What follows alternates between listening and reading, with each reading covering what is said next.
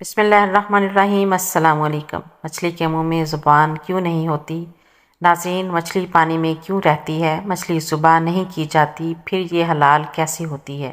حضور نبی کریم صلی اللہ علیہ وآلہ وسلم اور حضرت علی کرم اللہ وجہہ الکریم نے مچھلی کے حوالے سے کیا ارشاد فرمایا، یہی ہماری آج کی ویڈیو کا موضوع ہوگا، اور آج ہم آپ کو مچھلیوں کے متعلق حیران کن حقائق بتائیں گے۔ ناظرین، مچھلیاں آبی جانور ہیں جنہیں سرد خون والا جانور بھی کہا جاتا ہے۔ چھلکوں سے ڈھکا ہوا جسم اور پانی میں تیرنے کے لیے بنے خصوصی پر اور گل پھروں سے لیس مچھلیاں کھلے سمندر، تازے پانی، دریاؤں، جھیلوں سے لے کر پہاڑی جھرنوں، سمندر کی اتھاہ گہرائیوں میں پائی جاتی ہیں۔ مچھلی دنیا بھر میں انسانوں کی سمندری غذائی ضروریات پورا کرنے کے لیے نہایت اہم گردانی ہے۔ خاص سمندروں یا کھلے آبی مقامات سے شکار کی جائے یا ان کی پرورش انسان کے بنائے ہوئے ماہر خانوں میں کی جائے۔ ناظرین، معروف کتاب مکشفات القلوب کے صفحہ نمبر 159 میں لکھا ہے کہ اللہ رب العزت نے تمام جانوروں کے منہ میں زبان رکھی ہے، مگر واحد مچھلی ہے جس کے منہ میں زبان نہیں رکھی گئی۔ مچھلی کے منہ میں زبان نہ ہونے کی وجہ یہ ہے کہ اللہ تعالیٰ نے تمام فرشتوں کو حضرت آدم علیہ السلام کو سجدہ کرنے کا حکم دیا، تو اس موقع پر ابلیس نے سجدہ کرنے سے انکار کر دیا، تو اس موقع پر اللہ تعالیٰ نے اس سے مسخ شدہ صورت میں زمین میں پھینک دیا۔ اللہ رب العزت نے قرآن مجید فرقان حمید میں ارشاد فرمایا، یعنی ابلیس سمندروں کی طرف نکل گیا جہاں اس کی سب سے پہلی ملاقات مچھلی سے ہوئی۔ شیطان نے حضرت آدم علیہ السلام کی تخلیق کا قصہ مچھلی کو سنایا اور کہا کہ آدم سمندر اور دریاؤں کا شکار کرے گا اور مچھلیوں کو اپنی خوراک بنائے گا، جس پر مچھلی نے تمام دریائی جانوروں کو حضرت آدم علیہ السلام کی تخلیق کی کہانی سنائی۔ مچھلی کو یہ کہانی سنانے کی وجہ سے زبان جیسی نعمت سے اللہ پاک نے اسے محروم کر دیا۔ ایک دن ایک شخص حضرت علی کرم اللہ وجہہ الکریم کی خدمت میں حاضر ہوا اور پوچھنے لگا کہ ہر جانور کے منہ میں زبان ہوتی ہے، مگر مچھلی کے منہ میں زبان کیوں نہیں ہوتی، اور مزید یہ کہ مچھلی صرف پانی میں ہی کیوں رہتی ہے؟ حضرت علی کرم اللہ وجہہ الکریم نے ارشاد فرمایا کہ اللہ نے مچھلی کے منہ میں زبان بھی دی تھی اور اس کو یہ طاقت بھی تھی کہ خشکی پر چل سکے، مگر افسوس کہ اس نے خود پر ظلم کیا اور اللہ تعالیٰ کی ان نعمتوں سے محروم ہو گئی۔ وہ شخص کہنے لگا کہ کون سا ظلم؟ تو حضرت علی کرم اللہ وجہہ الکریم نے فرمایا، جب اللہ تعالیٰ نے آدم علیہ السلام میں روح پھونکی اور یہ حکم دیا کہ ہر فرشتہ حضرت آدم علیہ السلام کو سجدہ کرے، تو تمام فرشتوں نے حضرت آدم علیہ السلام کو سجدہ کیا، مگر ابلیس نے انکار کر دیا اور کہنے لگا کہ میں آدم سے بہتر ہوں، اور کہنے لگا کہ اللہ نے مجھے آگ سے پیدا کیا اور آدم کو مٹی میں سے، تو میں کیوں سجدہ کروں؟ اللہ کی نافرمانی کا مرتکب ہوا اور یہ کہنے لگا کہ میں آدم سے بہتر ہوں۔ اس جرم کی وجہ سے ابلیس کو جنت سے نکال دیا گیا اور وہ بدصورت بنا کر زمین پر گرا دیا گیا۔ ابلیس حسد اور نفرت کے ساتھ چیخنے لگا اور سب کو بتانے لگا کہ انسان زمین میں سب پر ظلم کرے گا۔ اس وقت مچھلیاں زمین پر چلا کرتی تھیں، ان کے منہ میں زبان بھی ہوا کرتی تھی۔ شیطان نے سب سے پہلے مچھلیوں کو بھڑکایا اور کہا کہ انسان جب زمین پر آئے گا تو اپنا پیٹ بھرنے کے لیے تمہیں زندہ خنجر سے کاٹے گا۔ مچھلی نے جب یہ سنا تو سمندر میں ہر ایک آبی جانور کو انسان کے خلاف بھڑکانے لگی، تو یوں اللہ رب العزت نے مچھلی کے منہ سے زبان کو غائب کر کے اس کے منہ میں مبال پیدا کر دیا، اور یہ بات کتاب مکشفات القلوب کے صفحہ نمبر 159 پر موجود ہے۔ یہ حکم نافذ کر دیا گیا کہ کوئی انسان تمہیں زندہ نہیں کاٹے گا، بلکہ تمہاری حد ہم نے پانی تک محدود کر دی ہے۔ تم جب بھی پانی سے باہر نکلو گی خود ہی تڑپنے لگو گی۔ اسی لیے مچھلیاں جب پانی سے جدا ہوتی ہیں تو تڑپنے لگتی ہیں اور ان کا سارا خون ان کے گلے میں آ کر اکٹھا ہو جاتا ہے۔ یہی وجہ ہے کہ مچھلی کو ذبح نہیں کیا جاتا۔ کسی بھی جانور کو ذبح کرنا اس لیے واجب ہے کہ جانور کا سارا خون گوشت سے الگ ہو کر بیٹھ جائے۔ اللہ رب العزت نے مچھلی پر یہ قانون نافذ کر دیا کہ وہ پانی سے جدا ہو کر تڑپنے لگتی ہے اور اس کا سارا خون اللہ کے حکم سے اس کے گلے میں آ کر جمع ہو جاتا ہے اور اسی وجہ سے مچھلی کا گوشت خون سے پاک ہو جاتا ہے۔ احناف کے نزدیک سمندری مخلوق میں سے صرف مچھلی کا کھانا حلال ہے۔ مچھلی کے علاوہ کسی اور سمندری جانور کا کھانا جائز نہیں ہے۔ بس سمندر مخلوقات میں سے صرف مچھلی حلال ہے اور مچھلی کے انواع و اقسام میں مچھلی کے ماہرین کی رائے معتبر ہے کہ وہ مچھلی ہے یا نہیں۔ اہل لسان اور اہل لغت کے بعد آخری رائے ماہرین ہی دے سکتے ہیں، لہٰذا سمندری مخلوقات کی جو قسم اہل لغت اور ماہرین کے مطابق مچھلی کی قسم ٹھہرائے گی صرف وہ حلال ہوگی، اور جو مچھلی کی اقسام میں سے نہیں ہوگی وہ حلال نہیں ہوگی۔ لہٰذا یہ سوال بنتا ہی نہیں کہ مچھلی کی کون سی قسم حرام ہے۔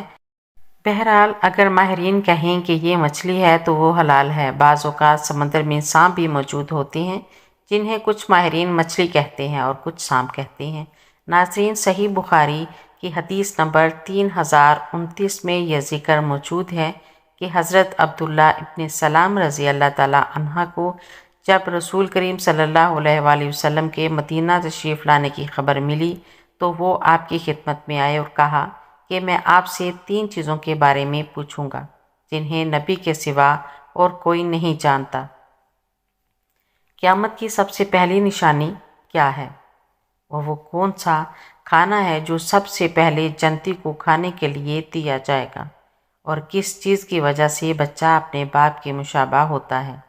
آپ صلی اللہ علیہ وآلہ وسلم نے فرمایا کہ جبرائیل نے ابھی ابھی مجھے آ کر اس کی خبر دی ہے۔ اس پر حضرت عبداللہ رضی اللہ عنہ نے کہا کہ ملائکہ میں تو یہی یہودیوں کے دشمن ہیں۔ حضرت صلی اللہ علیہ وآلہ وسلم نے فرمایا قیامت کی سب سے پہلی علامت ایک آگ کی صورت میں ظاہر ہوگی جو لوگوں کو مشرق سے مغرب کی طرف ہانک کر لے جائے گی، اور سب سے پہلا کھانا جو اہل جنت کی دعوت کے لیے پیش کیا جائے گا وہ مچھلی کی کلیجی کے اوپر جو ٹکڑا لٹکا رہتا ہے وہ ہوگا۔ اور بچے کی مشابہت کا جہاں تک تعلق ہے تو جب مرد عورت کے قریب جاتا ہے اس وقت اگر مرد کا اخراج پہل کر جاتا ہے تو بچہ اسی کی شکل و صورت پر ہوتا ہے، اور اگر عورت کا پہل کر جائے تو بچہ عورت کی شکل و صورت پر ہوتا ہے۔ یہ سن کر حضرت عبداللہ ابن سلام رضی اللہ تعالیٰ عنہ بول اٹھے کہ میں گواہی دیتا ہوں کہ آپ اللہ کے رسول ہیں۔ ناظرین، دین اسلام کے حوالے سے مچھلی انتہائی اہم جانور ہے جس کا اسلام کے کئی واقعات میں ذکر موجود ہے، جس طرح حضرت موسیٰ علیہ السلام اور حضرت خضر علیہ السلام کے واقعات میں بھی مچھلی کا ذکر ملتا ہے۔ اسی طرح سے حضرت سلیمان علیہ السلام کے حوالے سے بھی مچھلی کے واقعات موجود ہیں۔ اسی طرح نبی کریم صلی اللہ علیہ وآلہ وسلم کی مبارک احادیث میں بھی مچھلی کا ذکر موجود ہے۔ حضرت سلیمان علیہ السلام اللہ تعالیٰ کے برگزیدہ نبی تھے۔ ایک مرتبہ جب حضرت سلیمان علیہ السلام نے اللہ تعالیٰ سے دعا مانگی کہ اے میرے پروردگار، میری مغفرت فرما اور مجھے ایسی بادشاہت عطا فرما جو میرے بعد کسی کو بھی میسر نہ ہو، بے شک تو بڑا عطا فرمانے والا ہے۔ اللہ تعالیٰ نے آپ کی دعا کو قبول فرمایا اور ایک عظیم و شان بادشاہت عطا فرمائی، اور جنات، ہوا، چرند پرند کو آپ کا فرما بردار بنا دیا۔ دنیا آپ کے لیے وسیع کر دی گئی۔ بے بہا نعمتیں ملنے کے بعد ایک دن حضرت سلیمان علیہ السلام نے دنیا کی تمام مخلوقات کو کھانا کھلانے کے لیے اللہ تعالیٰ سے اجازت طلب کی کہ اے میرے معبود، اگر آپ مجھے اجازت دیں تو میں آپ کی تمام مخلوقات کو پورے سال کا کھانا کھلاؤں۔ اللہ تعالیٰ نے آپ کے پاس وحی بھیجی کہ تو اس پر ہرگز قدرت نہیں رکھتا۔ حضرت سلیمان علیہ السلام نے درخواست کی یا الہی، ایک ہفتہ کے لیے مخلوق خدا کو کھانا کھلانے کی اجازت دے دیں۔ اللہ تعالیٰ کی طرف سے جواب ملا کہ تو اس کی بھی طاقت نہیں رکھتا۔ حضرت سلیمان علیہ السلام نے پھر درخواست کی کہ یا اللہ، ایک دن کے لیے ہی اجازت دے دیں۔ اللہ تعالیٰ نے وحی بھیجی کہ تو اس کی بھی قدرت نہیں رکھتا۔ لیکن اللہ نے آپ کو مخلوق خدا کی ایک دن کی ضیافت کی اجازت فرما دی۔ اجازت ملتے ہی حضرت سلیمان علیہ السلام نے تمام جنات اور انسانوں کو حکم دیا کہ وہ تمام مخلوقات کی ضیافت کے لیے حلال جانور جمع کریں۔ آپ کا حکم ملتے ہی جنات اور انسانوں نے تمام حلال جانوروں کو ذبح کر کے بڑی بڑی دیگیں تیار کر دیں۔ اللہ کے نبی کی طرف سے مخلوق خدا کے لیے یہ اتنی بڑی ضیافت تھی کہ جس کا تصور کرنا بھی مشکل ہے۔ جنات نے پکے ہوئے کھانوں کو جب بڑے بڑے جنگلوں میں پھیلایا تو ان کی لمبائی اور چوڑائی 1 مہینہ کی مسافت کے برابر بن گئی۔ پکوانوں کو تازہ رکھنے کے لیے حضرت سلیمان علیہ السلام نے ہوا کو حکم دیا کہ کھانے پر چلتی رہے تاکہ کھانا خراب نہ ہونے پائے۔ جب کھانا کھانے کا وقت آیا تو اللہ تعالیٰ نے حضرت سلیمان علیہ السلام پر وحی بھیجی، اے سلیمان، تو مخلوقات میں سے کس سے دعوت شروع کرے گا؟ حضرت سلیمان علیہ السلام نے فرمایا کہ میں سمندر کے جانوروں سے شروع کروں گا۔ اللہ تعالیٰ نے بحر محیط بڑے سمندر کی ایک مچھلی کو حکم دیا کہ سلیمان علیہ السلام کی ضیافت میں سے کھائے۔ مچھلی نے سمندر کے پانی میں سے سر باہر نکالا اور کہا، اے سلیمان علیہ السلام، میں نے سنا ہے کہ آپ نے ضیافت کا دروازہ کھول دیا ہے اور آج میری ضیافت آپ کریں۔ حضرت سلیمان علیہ السلام نے فرمایا، ایسا ہی ہے، اور اب تو کھانا شروع کر۔ یہ سن کر مچھلی آگے بڑھی اور دسترخوان کے ایک سرے سے کھانا شروع کیا۔ مچھلی نے ایک ہی ساعت میں مہینوں مسافت تک پھیلا ہوا کھانا کھا لیا، لیکن اس کا پیٹ مکمل طور پر بھر نہ سکا۔ اس نے آواز لگائی، اے سلیمان علیہ السلام، مجھے کھانا کھلاؤ تاکہ میری بھوک ختم ہو سکے۔ یہ منظر دیکھ کر حضرت سلیمان علیہ السلام نے حیرانگی سے فرمایا، تو سب کچھ کھا گئی اور ابھی بھی تیرا پیٹ نہیں بھرا؟ یہ سن کر مچھلی بولی، کیا مہمان کے لیے میزبان کا ایسا جواب ہوتا ہے؟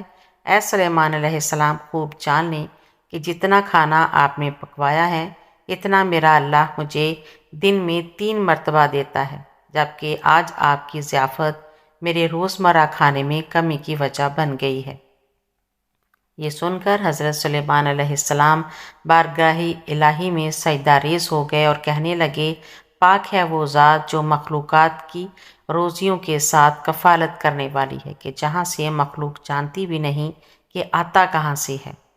حضرت سلیمان علیہ السلام کے اس واقعہ سے یہ پتہ چلتا ہے کہ دنیا بھر کے انسانوں سمیت پائی جانے والی تمام مخلوقات، خواہ وہ ایک ننھی سی چونٹی ہو یا سمندر کی ویو وہیکل وہیل مچھلی، سب کا رازق اللہ تعالیٰ ہی ہے، اور پتھر میں چھپے کیڑوں کو کس طرح اور کیسے رزق عطا کرتا ہے، یہ اسی کی حکمت و طاقت ہے۔ اللہ کے تمام مخلوق بھوکی اٹھتی ضرور ہے، لیکن میرا رب کسی کو بھوکا سونے نہیں دیتا۔ سبحان اللہ۔ کالم لکھتے وقت کوئی غلطی ہو گئی ہو تو اللہ سے معافی کی طلبگار ہوں۔ اللہ تعالیٰ ہمیں دین کی مکمل سمجھ نصیب فرمائے، آمین یا رب العالمین۔ ہمیں ایمان کی دولت سے مالا مال کرے، آمین۔ میری ایسی مزید ویڈیو دیکھنے کے لیے میرے چینل کو سبسکرائب کریں، ویڈیو کو لائک اور شیئر کریں۔ اللہ حافظ۔